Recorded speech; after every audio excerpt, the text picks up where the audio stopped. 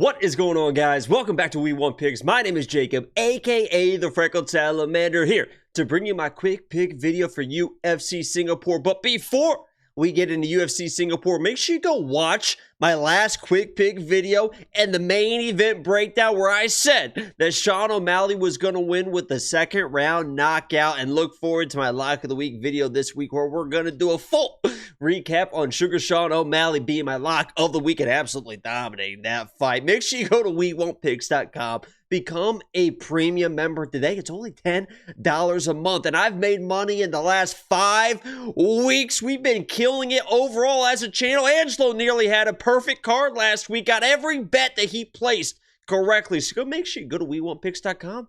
It's only $10 a month. Become a premium member today. But let's get right into the action. The quick pick video for UFC Singapore. First up, we got Seung Choi versus Jarno Errens, and this one to me is going to come down to the durability of Seung Choi, because that guy has been getting dropped, he's been getting dropped, and finally it seems like all that damage has taken its toll where he finally got put out in his last fight. Now, Jarno was not a guy that's got crazy power, crazy striking, but against a guy that can be chinny, you don't need wild power. You just need precision shots. And I think that Jarno, when he throws those shots, does have precision shots. In his last fight against William Gomez is a hard guy to track down. Seung Choi is not going to be, he's not going to be hard to track down. He takes his time early, but once he starts getting hit, he sees red, he exposes himself, he gets that wild look in his eye, and he starts swinging wild. And I think that Jarno is going to be there with the shots. And if it goes to the ground, maybe Seung Choi is going to bring in some more grappling because he got knocked out. He's been getting knocked out. I mean, this dude Errens is very, very dangerous on the ground, on top, even off his back as well. So I'm going Jarno Errens here, but if Seung Choi comes in and he all of a sudden he's durable again, he does have the power to put people away and to hurt people, although Jarno has never been put away before. So long story short, I don't trust the chin of Choi at this point in his career, so I am going to go with Jarno with this pick. Let's move on to the next one. Liang versus JJ Aldrich. And this is one of those fights, man. I just don't get the odds. I don't get the odds. I understand that JJ is a better fighter. She should be able to control the fight. She's got nice boxing. She should be able to land the shots on Liang. But let me tell you about this girl Liang, because she has been my Lock of the Week before. So maybe I'm a little bit biased, right? But she is a girl that is super, super aggressive. She will gas. She can get hit. She can get hurt. She can get knocked out. But on the ground, if this finds its way to the ground, this girl Liang is just an absolute monster in sweeps, in scrambles, and is nonstop and could at moments overwhelm JJ. But she doesn't have great takedowns, and JJ shouldn't want to fight on the ground. She should be able to control the distance with her boxing. A nice jab. You saw her beating up Errens with the jab. Boom, boom, boom. And just hurt Liang, wait for her to get tired, and then finish her, and she won't be as dangerous on the ground. So yes, JJ is going to be my pick. But I mean, putting her in parlays at minus 500, minus 600, whatever this line is going to turn into, seems a little bit crazy to me. Don't be surprised if they're on the ground, if there's an oh shit moment for JJ, because this girl Liang is very, very aggressive and very good on the ground. I might even sprinkle a little bit something. I think the value here is sprinkle a little bit of something early on Liang, like first round submission, something wild like that. But I am going to pick JJ. I just don't see the value in her money line play. Let's move on to the next. Billy Goff versus Yusaku Kinoshita. I'm going to butcher some of these names, guys. That's just the way it is. I don't mean anything by it. I'm going to say Kino versus Billy in this matchup. And just like the first matchup, this is going to come down to durability. I mean, both these guys have been dropped. Billy seems to get dropped in almost every single fight that he is in.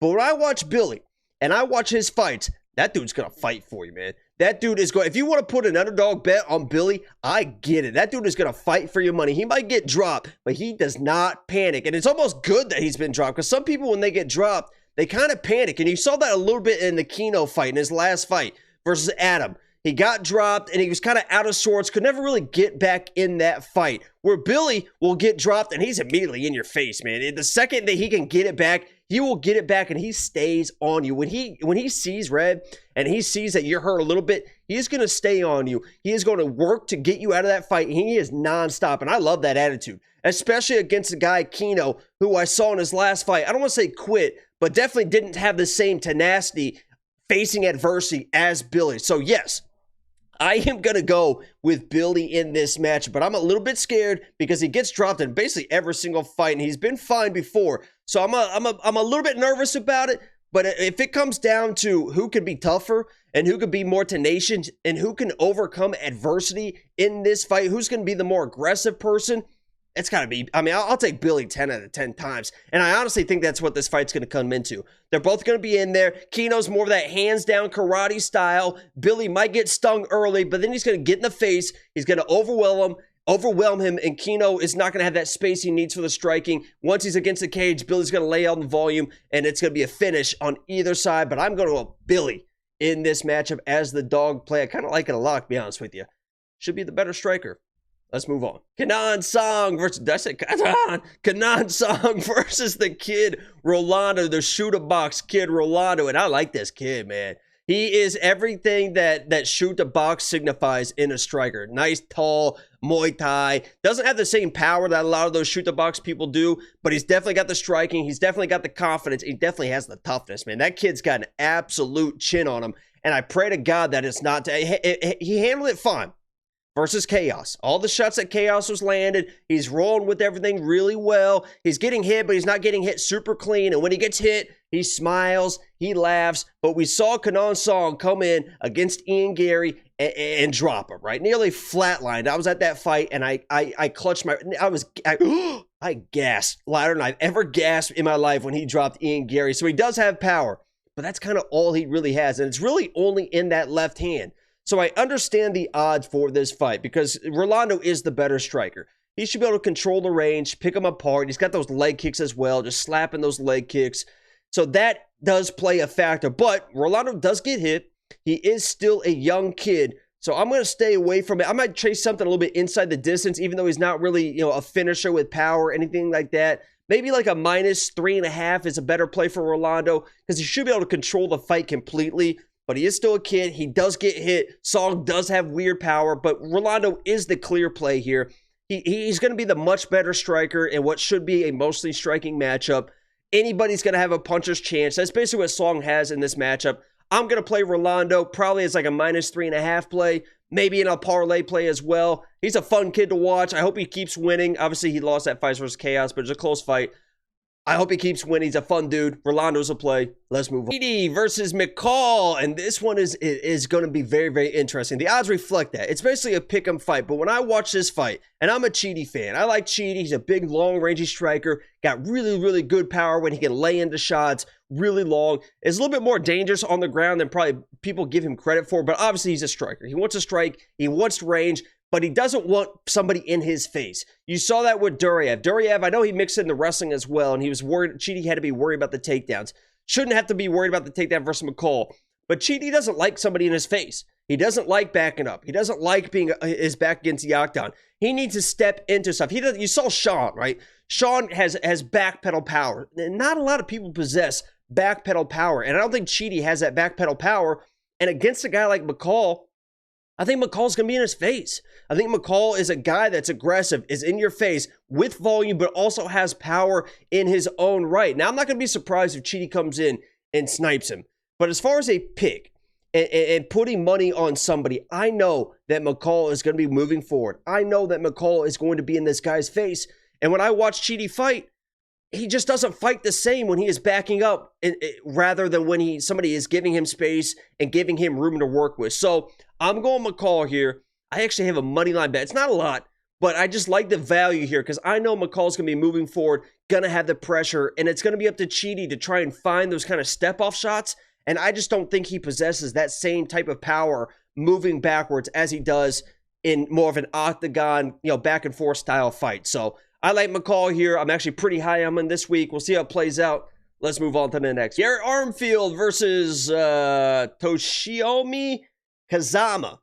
Toshiomi Kazama. And this is another one where it's probably going to come down to the chin and the toughness of Kazama, right? Because I fully believe that he is the more dangerous grappler in this matchup. But when he is on you, that kid is non-stop. He is definitely like submission over position. He will lose positions, but then he gets the position back and he's rolling through stuff and you think he's out of it and he's not out of it. If this goes to the ground, I have no doubt in my mind that Kazama can either completely control and dominate this fight or find a submission against a guy like Garrett Armfield who will engage in the grappling. I just don't think he's on the same level. But the issue with Kazama, almost like Aljo, is he doesn't have great takedowns. It is striking to get to the clinch, and then he starts working positions off body locks, trips, against the cage, stuff like that. He's not shooting blast doubles, wild singles, anything like that.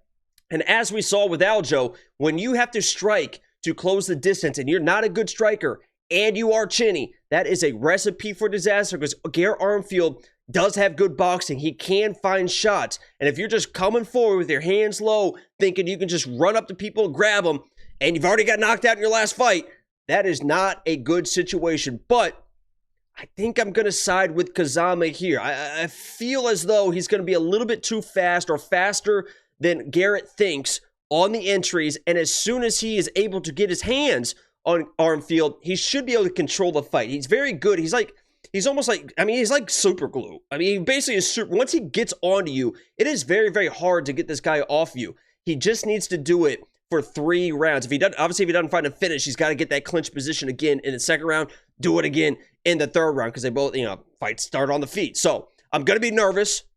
I don't think the play is a money line. I think if you're going to chase something for Kazama, you might as well just do an inside the distance, a submission bet. Don't get too aggressive. The money line is too close as it is. And I think if he gets to the ground, he can definitely finish a guy like Garrett Armfield. But I wouldn't load up on it. Not like a big money line play because the kid is chinny. He does get hit, and Garrett is very well versed enough to land on him early and finish this fight. So maybe you could play. I mean, this is one of those ones you could weirdly play like an Armfield KO with a Kazama submission. They're both going to be plus money, and just kind of play it that way. If it goes to a decision, you just eat your losses and move on. But it could be one of those weird fights you can play both ways. But I'm going to take the Kazama side. I'll probably find something specific to play. Become a premium member if you want to see what that is. WeWantPicks.com. It's only $10 a month.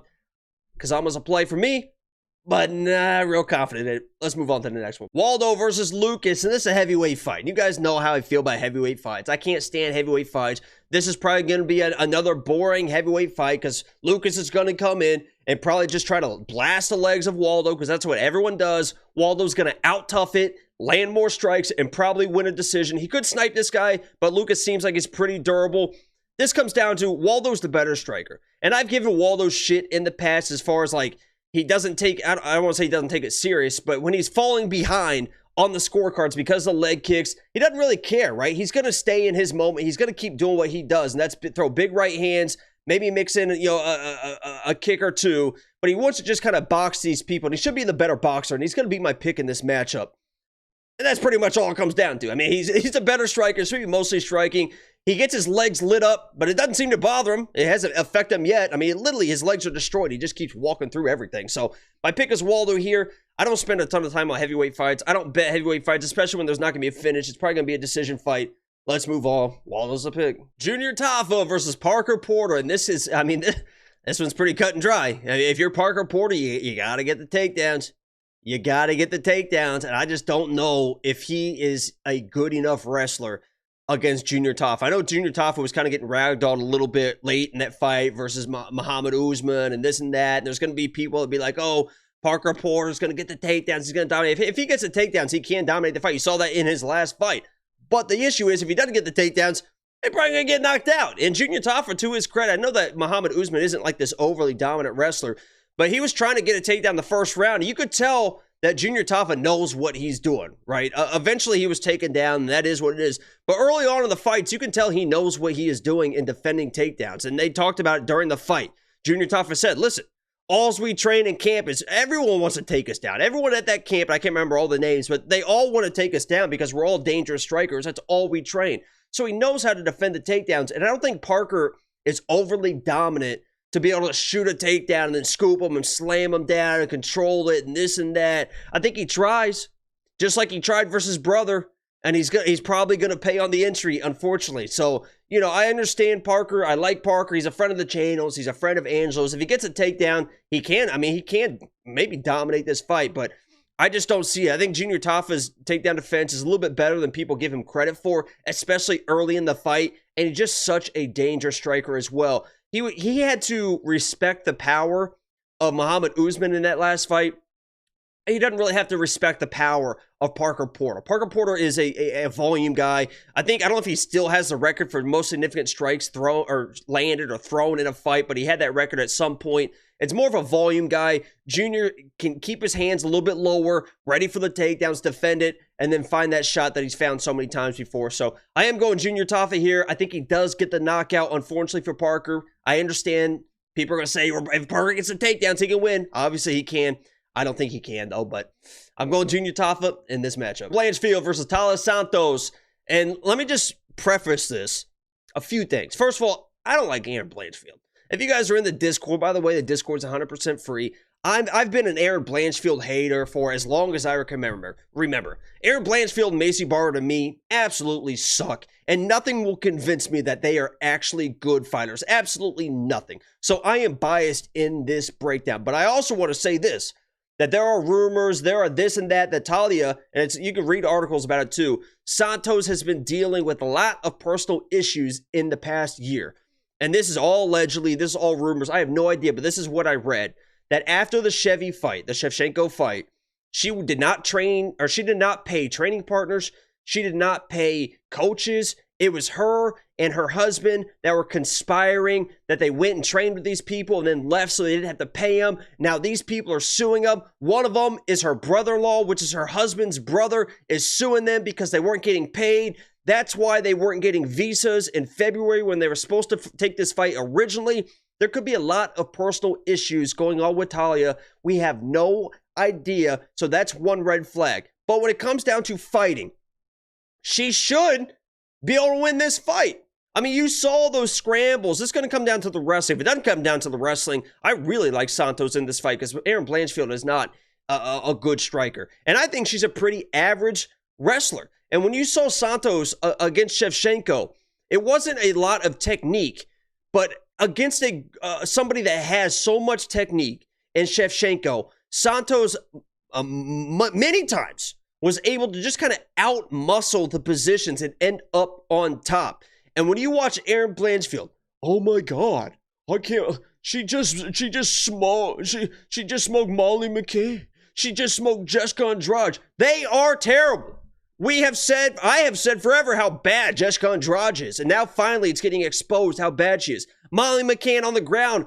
I'm pretty sure I could outroll and submit Molly McCann on the ground. I've never trained a day in my life. They're terrible on the ground. Step back before that. She fights JJ Aldrich. She looked clueless against JJ Aldrich. JJ won that first round, was pretty dominant in that first round, was winning the striking, was taking her down. Aaron Blanchfield was like a deer in headlights, like, oh my God, my whole career is up in flames. I'm losing to fucking JJ Aldrich. JJ's a decent fighter. She's a good fighter, but she's not an overly dominant wrestler. She's an okay wrestler.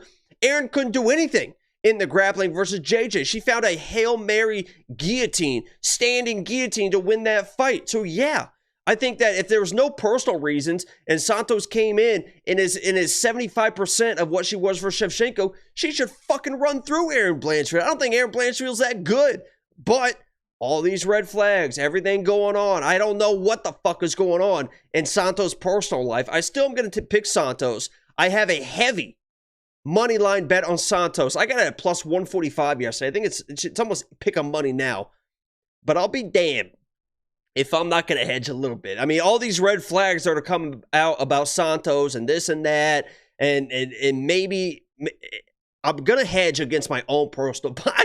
That's what it comes down to, right? I'm trying to get away from betting because of personal biases, so I am going to hedge with something inside the distance for Aaron. I think one of these girls looks very, very good, and one of them is going to get absolutely exposed. I don't think this is a back and forth. I think we're going to know in the first minute 30 who's going to win this fight. Santos is either Aaron is shooting and she's reversing, she's on top and she looks strong, or Aaron takes her down and Santos is flat on her back going nowhere. So I don't think this fight is close either way. I am going to go with Santos, but I'll be damned if I'm not hedging that money line bet a little bit. I would honestly, if I didn't already have money on it, this is like a wait and see fight. I understand a lot of people love Aaron. A lot of people love Santos, but this is like somebody is going to get exposed here. Let's wait and see. My money's already invested, so I'm going to double down, hedge a little bit. Santos is my pick officially, but I feel less good about it, and I'm a little bit biased. Let's move on. Too much time on this one. Let's move on. Rinya versus Fernie Garcia. And maybe I'm a little bit biased on this one as well. Because Fernie Garcia, former lock of the week, was almost the greatest lock of the week of all time. Sniped Brady off the rip. Grabbed a choke. Just weird, like, side, rear naked choke. Almost was one of the greatest lock of the weeks of all time. And what I love about Fernie, man, he knew he was lock of the week. I tweeted him. We went back and forth. After the fight, I was like, man, I posted my reaction for the Fernie fight because I was losing my mind. I thought he was going to kill. I was like, oh my God, the greatest lock of the week of all time. And he replied to that tweet. And he was like, hey, man, I'm sorry. I thought I had it too, meaning the choke. I'm like, dude, it's all good, man. He honestly felt bad about losing that fight, seeing my reaction, everything that we invested in him. So maybe there is a soft spot in my heart for Fernie. But he is tough, man. He is tough. He is a good boxer. He knows what he's doing on the ground. He's not a guy that's just getting smoked. So these odds, I understand that Rinya has all the wrestling chops. He's got power too. He should win this fight. But this like minus 800 stuff, it's like, what did Fernie do to deserve to be a plus 500 dog? It's not like he's getting absolutely smoked and finished, and this guy's coming in with a bunch of wins, and he's like the next champion. He's still a young prospect, and Fernie's kind of been around, and Fernie's a tough dude. So yeah, Rinya is going to be my pick for this. But the point of this whole thing is, I feel a little bit disrespected for Fernie for being such a big dog. The guy's tough. He's a really good boxer. He doesn't have a ton of power. He's not super dangerous on the ground. So yeah, Rinya should win this fight. And he is going to be my pick. I just feel a little bit disrespected from the odds on the Fernie side. Maybe it's because he's just, a little bit special place in my heart. But Rinya's the pick on this. I hope he doesn't smoke him. He could smoke him. We'll see what happens. Rinya's a pick. Let's move. Giga versus Alex Caceres. And this is one of those fights, Giga, man. I'm telling you right now, if you're who you think you are, and you want to redeem yourself from that last fight, this is the fight to do it. If you're not beating and smoking a guy like Alex Caceres, who basically does what you do but shouldn't be able to do it better, I don't know what we're doing here, Giga. I honestly don't know what we're doing. This is a great matchup for Giga because Bruce Leroy, he wants to strike. He wants to do the wild striking with the wild kicks. Giga should be better. He should be the much better striker. And Alex doesn't really have the takedowns. Yeah, Alex will be a guy that if he gets a situation, he will climb your back. He will try to submit you. And maybe something weird happens here. But this is a perfect fight for Giga because Bruce Leroy is a guy that's only lost one of his last like 6 or 7 fights. So he's on this nice little streak. He's a little bit of a name. He's going to be flashy. But Giga should be able to, he should dominate this fight, man. If Giga is who he is supposed to be, he should absolutely dominate Alex Caceres. You saw him against Barbosa. I don't want to say like dominate Barbosa, but he kind of dominated Barbosa. Alex Caceres isn't the striker that Barbosa is. Giga should absolutely smoke Alex Caceres. So we might look back on this, and I've placed my money line, but we might look back on this and be like, oh my God, Giga was minus 230. That's probably one of the better values on this card, or it should be. When you're looking at some of these big figures, you have JJ at minus 600. You got Max Holloway minus, 900, 700. You got Rinya minus 800. You have all these monster favorites. It could be Giga at minus 230 that is the best value on this card. He should smoke him, man. And if he doesn't, he's an absolute fake. He is an absolute fraud. And that's nothing against Bruce Leroy. I like Bruce Leroy. But he basically does what Giga does. But Giga should be the better at doing it. Giga's supposed to be one of the best at doing what he does. So I'm going Giga here. I'm pretty high on him. If he is who he thinks he is, he should dominate this fight. Let's move on to the next one. Anthony Smith versus Ryan Spann. The rematch. The fight of the year that we have been looking forward to. And I know a lot of people are going to be on Ryan Spann because although he lost to him in the first matchup, they see what Anthony Smith is going through. It seems like a guy that's kind of lost it, not only physically, because that guy has been through some wars. He is 35 years old. That guy is 55, 60 years old in fight years. I mean, John Jones and Glover themselves took about 10 years off of this gentleman's life, and it is not getting any better. And he has looked like absolute ass inside the octagon. The last fight he looked good was probably that Ryan Spann fight. And be honest with you, he kind of smoked Ryan Spann. I mean, he came in, hurt him twice, was dominating him on the ground, and finished that fight. And the thing with Anthony Smith here, which I want you guys to be careful with, is yes, he's a little bit of a head case, but it seems like it's confidence issues, right? It seems like he's going into fights not super confident, And once the fight starts going not his way, he just can't get it back. He can't find it. He just loses the confidence. So a guy that lacks confidence coming into a fight, about to fight a guy that he absolutely smoked, we might have a confident Anthony Smith in this fight. And a confident Anthony Smith is still a dangerous fighter. He's still got good hands. You saw him sniping Spann in that first fight. He's very good on the ground. So I want people to be a little bit careful here. My pick is going to be Spann because I think that Spann is actually still a somewhat relevant fighter, even though he lost that first fight and he loses fights randomly here and there. He's still kind of a relevant fighter where Anthony Smith has kind of taken that trajectory in his career, the downfall. It's usually never pretty when fighters are on the downside of the career, and we're seeing that with Anthony Smith. But if Anthony Smith comes in and is super confident and is looking good early in this fight, I'm not going to be surprised. So Spann is the play. I know a lot of people are going to be betting a lot of money on him because it's almost to pick him and this and that. I'm staying away from it. And personally, I'm staying away from it. Both these guys there's too many question marks on both sides. And Anthony Smith smoked them. I mean, it wasn't like it was a close fight and there was some weird, he smoked Spann in that fight. So my pick is Spann. I'm staying away from it. Let's move on to the main event. Main event for UFC Singapore. And it is what it is, right? I mean, my pick is going to be Max Holloway. If people are going to pick Korean Zombie, God bless him for it. You know, that guy's been through some wars. He's been there. He's tough. I just don't, he's not going to outbox Max Holloway. And unless Max Holloway's chin finally gives out on a weird shot, because Zombie will do some weird stuff at times, I just don't see it, right? I mean, there's a reason. I'm not going to spend a ton of time on this. There's a reason why he's a minus 800 favorite. He should be, there's Max, there's Volk, and then there's everyone else, and nobody seems like they've gotten anywhere near those two, and it should be the same situation here, right? Max Holloway is a great boxer. He does get hit. I mean, he does get hit. He does get hit. So maybe something weird here. Maybe Max's chin finally gives out from all the damage, but this should be a Max play all the way, and it comes down to he's just a better striker.